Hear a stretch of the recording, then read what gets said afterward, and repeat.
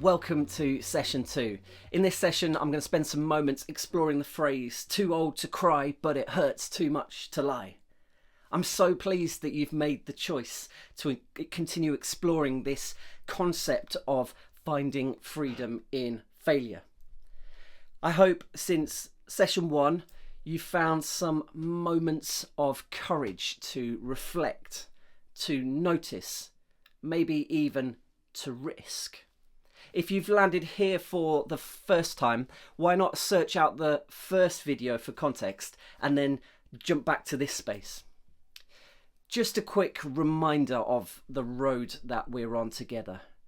This is not a leadership program. It's not about making failure palatable.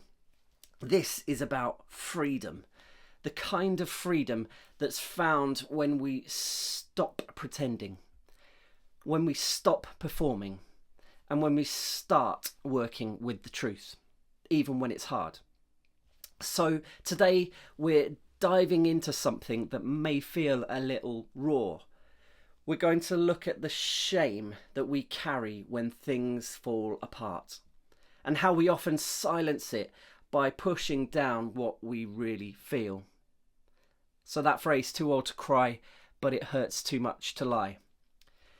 When I was younger, I heard that phrase and it stuck with me. Too old to cry, but it hurts too much to lie. There comes a point in adulthood when you stop giving yourself permission to feel things deeply. We pick up this belief that failure is a threat to our credibility, our calling, even our identity. So what do? We swerve the truth, not maliciously, but in subtle ways. We say, I'm fine, or it wasn't that big of a deal. We rush to move on. But what if we didn't? What if we stopped kidding ourselves about how much it hurt and let that truth make us more human, more honest, more free? I like the concept of exiting off the failure motorway. Have you ever been on a motorway and realised that you've missed your exit, but you're miles from the next one? So you keep speeding ahead, but in the wrong direction.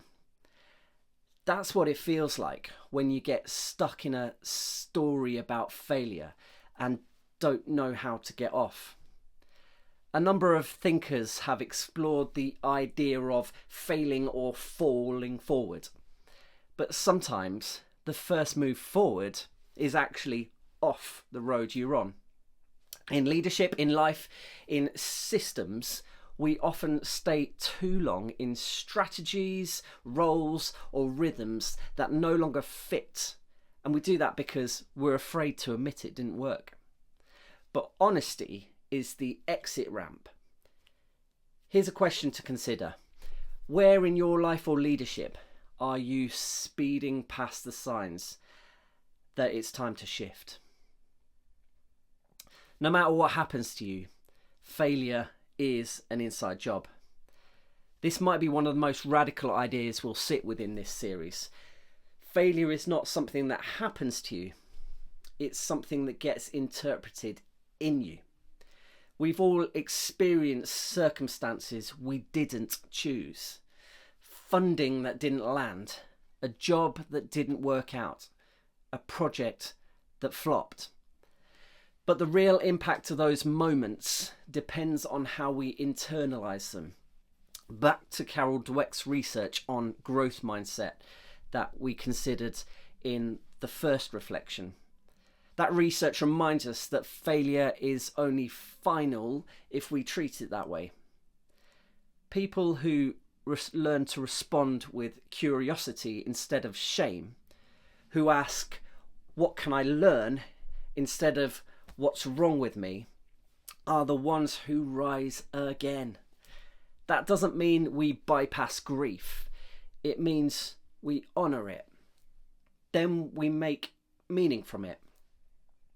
I'd love it if in pausing to consider the questions that, as with session 1, are going to appear on the closing screen. You consider that you're not too broken. You are not too late. You are not the sum of the things that didn't work. You're here. And that means there's freedom still to find.